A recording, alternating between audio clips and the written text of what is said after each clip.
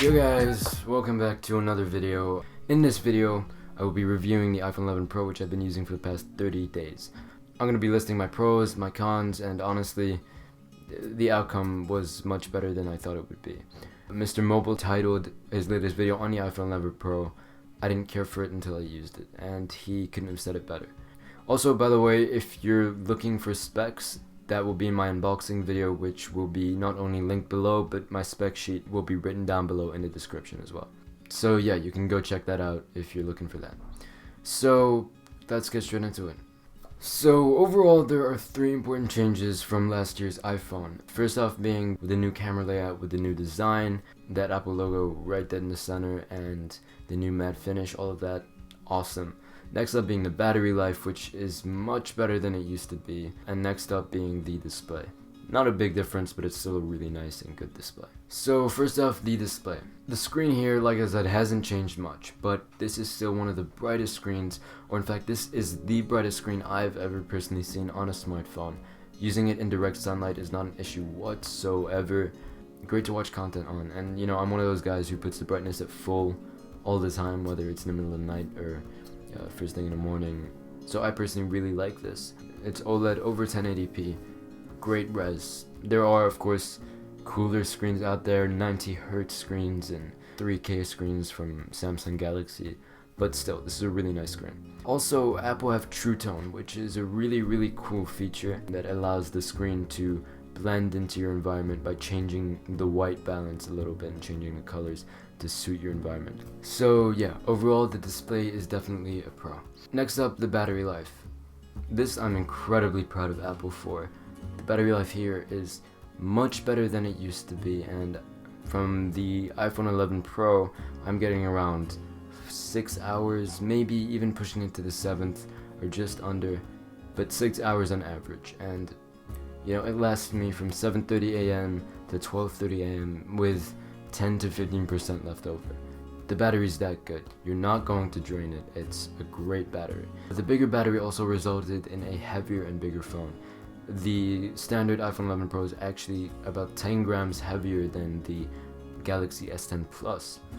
So it is heavy and it is a little bit bulky. But this actually is something that I kind of liked because it feels like a premium slab of metal, alongside the new design, which, by the way, is another pro in my opinion. Now, I know a lot of people won't agree with me on this, but I love the new design on this year's iPhone. Especially the new silver color, and god, I love the matte finish. That's probably about 70% of why I like this new design. No more fingerprints, no more microfiber cloths, no more scratches even. You know, in the past 30 days I maybe got 2 scratches, and you rub it off and it's gone. That's literally it. It's not there anymore.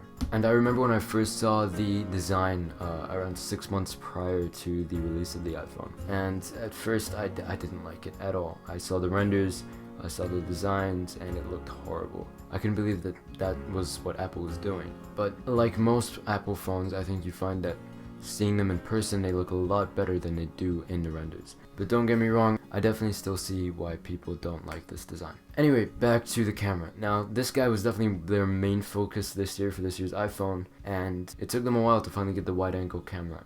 You know, after LG, Samsung, Huawei, OnePlus, Oppo, Xiaomi, a lot of companies basically. And that's what Apple are, they're stubborn bitches. But what you gotta admit is, at the end of the day, when they release something, they still tend to do it really well, and I think they really did nail it here. Let me take you through some of the shots. So here in the first photo, this is the telephoto lens, and honestly it could be a little bit sharper. There's a standard one, and they all could be a little bit sharper, but they look good, and they all look very similar. And if I show you another one, here the sharpness is, once again, this one's actually much better than the previous one. But if you notice, all 3 cameras look really similar, and that's something that Apple were really confident about when they were talking about the new cameras, and how in other companies, when you change the focal length, the way the image looks changes quite a bit.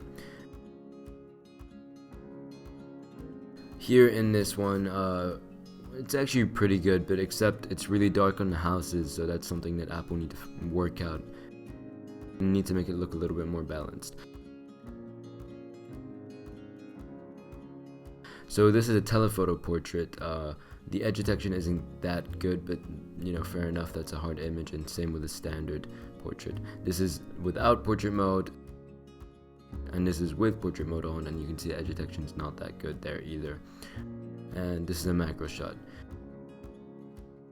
This is a telephoto night mode shot, looks pretty good actually. Same with the standard, but if you go onto the ultra wide, you'll notice that zero work whatsoever, and that's actually how I pretty much saw it in real life.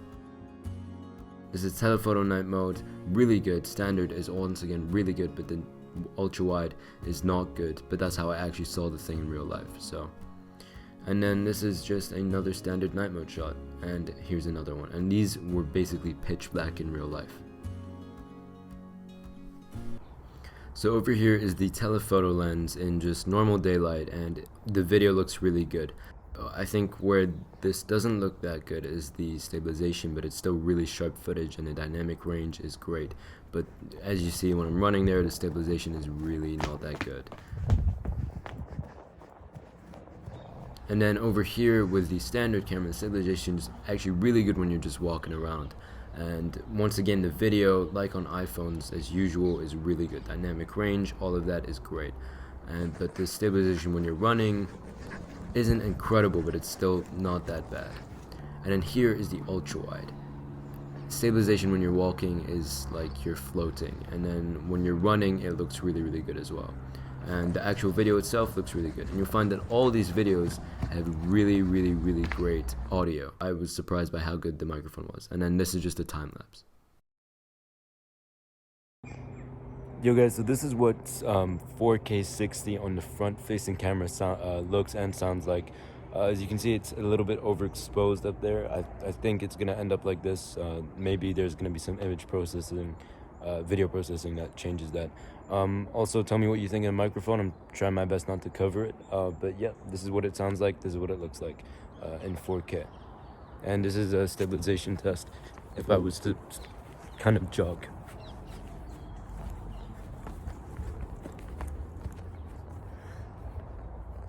So yeah, that was a glimpse of the camera for you. So if we look on the frame of the phone, you're gonna notice a pair of speakers that I'm gonna get into in just a minute. But in the middle of those speakers is a lightning port. That's a con. Pretty much every single company in the world now, especially for phones, has moved on from any other port they were using to USB-C. In fact, Apple themselves have been using USB-C on their MacBooks now, and even their iPads. So why are they not doing it on the iPhone? It's because they're stubborn bitches. Apple are definitely going to add this either next year or the year after. And I'm not saying that I was expecting them to do it this year, but that's no excuse. You know, they should still have it. In fact, even the cable that comes with this phone is lightning to USB-C. So why they can just make it USB-C to USB-C and have a USB-C port, I don't know. I don't know. But there is still one good thing on the frame, and those are the speakers. They now have Dolby Atmos, and they sound really good. They're not these next level speakers, they're pretty average, but they're good average. It's immersive and it's very balanced, so definitely a good thing. I'm not going to label it as a pro though, I'm just going to leave it at what I said. Now another major pro that I actually touched on before is the fact that this phone feels really good in the hand. And I know I've said that in other videos, and I know that other YouTubers have said it occasionally on other phones, but I really mean it this time. One of the reasons, like I said earlier, was the fact that it's kind of heavy and kind of bulky. Instead of avoiding heaviness and bulkiness this year, Apple were willing to make that sacrifice. But is it really a sacrifice? Because I think most of the people who've held this phone have admitted that it feels really nice to hold. And like I said, it feels like you're holding a premium slab of metal. You feel like you're holding the real shit and like you're holding the real deal. Another reason why I think it's really nice to hold in the hand, and I've also mentioned this, is the matte finish. No scratches, none of that. Nice to hold, it's grippy and it feels good. Like, you gotta go touch this phone for yourself. I now hear that out loud, but still. Go feel the phone, you'll know what I mean. And the final reason that I actually think it feels really good in the hand is just the size. I'm a plus-sized user. I use a Galaxy S10 Plus or OnePlus 6T. All these phones are 6-inch plus phones. They're big. They're definitely hard to use with one hand if you're trying to get every point of the screen. So coming from someone who uses those sort of phones, using the smaller phone for a change, which is 5.8 inches, which is apparently small now, in 2019, but still, it's really good size. And even though I might struggle still to reach the top, and I have to maybe shimmy my way up, it's still a really good size and it's really comfortable to use. Overall, phone is great to hold in the hand, and that's incredibly important. Don't get me wrong though, I don't like all the design features of this phone. Even though I love the design of the back, I hate the design of the front. More specifically, I hate the notch. I think Apple went for the worst possible design route. They could have went for just a forehead, which I personally would have preferred, or given you the options at least to hide that area of the screen, or go for a cutout or a motorized camera. All these things make it look better. And I'm not saying that the notch is distracting, because that's the lamest thing I've ever heard anybody say. It's not distracting when scrolling through the phone. It's not distracting when you're watching videos. It just doesn't look nice. It's as simple as that. And I think any other route would have looked better. And I get that they need to, store the Face ID thing somewhere. And other phones like OnePlus and Samsung don't have Face ID that they need to store. But, A, I think they could have handled it a little bit better. Or B, who said they need Face ID? I personally would have preferred Touch ID, and I know a lot of people would as well. So Apple should, I think, rethink that. And that brings me on to my next point, and that is Face ID. I have a lot of mixed feelings about Face ID, because it's not very consistent. Around 20% of the time, it might work like incredibly fast. Like I barely think and it's just open. That's probably one of the coolest things. I mean, it feels really good, like that was really cool. Then the other 75% of the time, it's slow, and it's slow to the point where I notice that it's slow. And if I notice it's slow, that ruins the flow of things, and that ruins the user experience, and that's not a good thing for a phone. And then the remaining percentage of the time, it doesn't work. Just certain situations, it just doesn't work at all, and that means I have to put in my passcode and all of that, and that is one of the most annoying things that I've ever come across in any phone. So yeah, overall, I'm not gonna say that Face ID is a con, even though I don't really like it, because I know there are a lot of people who do still prefer Face ID over the other options. So I'm gonna leave that up to you. But are there other ways to go rather than just Face ID working alone? Yes. Are they better? Probably. So I think Apple should reconsider in this part. Another subtle change this year is the loss of 3D touch. 3D touch is basically when you press hard on the screen and it feels like you're clicking, but you're not because it's doing some vibration thing. Anyway, there were some people who knew this existed and they loved using it and it was awesome. There were some people who barely used it, they just clicked on it because it was fun to click on. And there were people who didn't know it existed. 3D touch did have some really useful features that were just really nice to have. And the thing is, those features aren't even gone because it's replaced by what is now haptic touch. And it basically feels the same and it basically works the same way, except it's just a little bit slower. But even if you did used to use it all the time, you're still getting those features. And if you didn't use it, you don't use it. If you barely used it, you barely use it. So nothing is really changing there. Now, just so you know, this next one is definitely not a pro. But this year, Apple finally included the fast charger with the iPhone in the box. And now it's an 18-watt fast charger, and with this fast charger, you're getting much better speeds than you used to, with around 50% in half an hour, 85% in an hour, and 100% in an hour and 48 minutes. As you can see, it slows down towards the end, but still, that's really good, because if your phone for some reason wasn't charging overnight, which is one of the worst feelings, by the way, but if that does happen, plug it in the morning while you're getting ready for half an hour, 40 minutes, you're gonna get over 50% of charge for the day. And that's really good, especially with the battery that comes with this guy. And this is probably in fact the reason why a lot of iPhone users now are still getting really slow charging speeds. That's because you guys are probably using the 5-watt charging adapters that came with your phone in the box. Even the standard iPhone 11 still comes with the 5-watt charger. Only the Pro models come with the 18-watt charger. So yeah, that's just something I had to mention. Now, the final thing I want to talk about before I talk about iOS is the microphone placement. The microphone is placed on the bottom of the phone in the worst place ever. If you're on a call or whatever and it's leaning on your chest, you're blocking the microphone. And everything that you just said on that call or on your voicemail or whatever didn't go through, and you have to re-say it. And that's one of the most irritating things. Apple could simply fix this by A, either moving it to a more convenient place, or B, just getting another microphone so if one is blocked, the other one isn't. And I know this is actually a problem on other iPhones as well, like the iPhone 7 even. So this isn't really a new thing, but it's something that's incredibly annoying that I came across while using this phone. Now let's talk iOS. I'm not going to get too deep into this because I have an iOS versus Android video coming out soon, but this is one of the reasons why iOS is a pro. iOS, in a certain degree, is designed a bit better than Android, and so the animations are cleaner, the icons can be a little bit cleaner sometimes, and that makes the experience less robotic and overall makes it feel faster, which adds to the user experience. And even though I'm an Android guy, when I was using the iPhone and I was using iOS, this was one of the things that I noticed and enjoyed the most. Things as simple as just leaving the app was so much smoother because it followed your fingers. And now Android 10 has come out, that's actually kind of been fixed with Android, but previously on Android, swiping up it didn't actually have a proper animation, it would look kind of ugly. So this is why iOS felt much better and smoother. Another reason it was nicer is because Apple have design rules for their developers.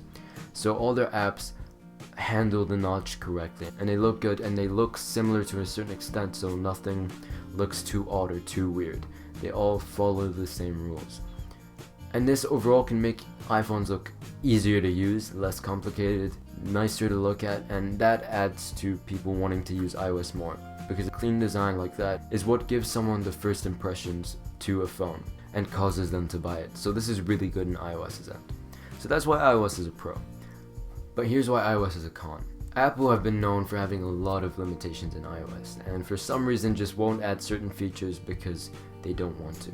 Example, something Android have had for some time now is split screen. You can use two apps at the same time on the screen. And now that we've got these 6-inch plus sized phones, Apple still aren't allowing you to do that. They're still not adding that as a feature, even though it would be really convenient, really useful. It would take advantage of that massive screen. So why they're not doing it, I will never know. Another example is customization. Apple don't allow a lot of customization. You can't move the icons into their own places. They all have to be touching each other. That's something that's incredibly annoying. Why not just allow that to happen? Once again, I don't know. It's something that Apple really do need to start adding. And also, why don't they just add the camera settings in the camera app? So many people have been asking for this feature for the longest time. So why don't they do it? I don't know. And at the end of the day, if Apple just add all of these things to iOS, there are going to be so many Android users who are going to swap to using iPhone, because the core reason they're using Android is because of the customization, is because of those features like split screen. It's a really dumb move from Apple as well, because that's them losing a lot of customers. So yeah, that's why iOS can definitely be a con. Anyway, that's it for the iPhone 11 Pro. No, there's one more thing. There's one more con, and that is the price tag. In the US, the 64GB 5.8-inch iPhone 11 Pro starts at $999, and in the UK starts at £1,049. That's £50 more than last year, by the way. So, and honestly, I think that's kind of unacceptable. $1,050 base price for a phone is way too much, especially for a 64GB model. But still, I mean everything I said, and it is a really good phone. But if that price tag is a little bit too high for you, then you should definitely go check out the iPhone 11. This guy rocks all the same features, except the screen is nowhere near as good, to be honest. It doesn't come with a fast charger in the box, but you can buy that separately and it will still be cheaper than the iPhone 11 Pro. It doesn't have a telephoto lens, and it doesn't come with that new matte finish and awesome design. But other than that, it's the same. So what you gotta ask yourself is, would you rather save those £300 or dollars and lose on those 3 features? For some people, and for a lot of people in fact, the answer should be and would be yes. But for some people, especially tech enthusiasts, you might want to spend those £300 or dollars to get these features on the iPhone 11 Pro.